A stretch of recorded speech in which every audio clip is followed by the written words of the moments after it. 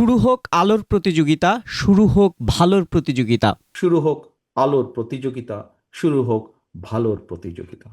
গণতন্ত্রের আলোয় ফিরুক বাংলাদেশ। জুলাই অভ্যুত্থানের ১ বছর পূর্তি উপলক্ষে ১ জুলাই ২০২৫ এ প্রতিযোগিতার আহ্বান জানান বিএনপির ভারপ্রাপ্ত চেয়ারম্যান। দেশে একটি ইস্যুকে আরেকটি ইস্যু দিয়ে ঢাকার বিষয়ে খোলাখুলি কথা বলেন বিএনপির ভারপ্রাপ্ত চেয়ারম্যান। স্থানীয় নাকি জাতীয় নির্বাচন বিতর্ক, সংখ্যানুপাতিক নির্বাচন নিয়ে কথা বলেন তারেক রহমান। দেশকে তাবেদার মুক্ত রাখতে, সবাইকে ঐক্যবদ্ধ রাখতে হলে পিয়ার নিয়ে রাজনীতিবিদদের আবারও ভাবার পরামর্শ দিলেন। ঐক্যের পরিবর্তে বিভেদ তৈরি হবে বলে স্পষ্ট করেন তারেক রহমান। কোনো রাজনৈতিক দল সংখ্যানুপাতিক নির্বাচনী ব্যবস্থার দাবি তুলেছেন, তবে বাংলাদেশের বিদ্যমান বাস্তবতায় এবং ভৌগোলিক রাজনৈতিক প্রেক্ষাপটে এই মুহূর্তে বাংলাদেশের জন্য এই ব্যবস্থাটি কতটুকু উপযোগী কিনা।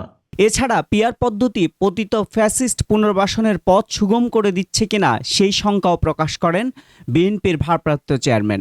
ইস্যুর তালিকা লম্বা না করতে দেশের সব রাজনৈতিক দলের প্রতি আহ্বান জানান বিএনপির এই শীর্ষ নেতা। সংখ্যানুপাতিক নির্বাচনী ব্যবস্থা দেশে ঐক্যের পরিবর্তে বিভক্তিমূলক সমাজ এবং অস্থিতিশীল সরকার সৃষ্টির কারণ হয়ে উঠতে পারে কিনা ভেবে দেখার জন্য আহ্বান এবং অনুরোধ করব।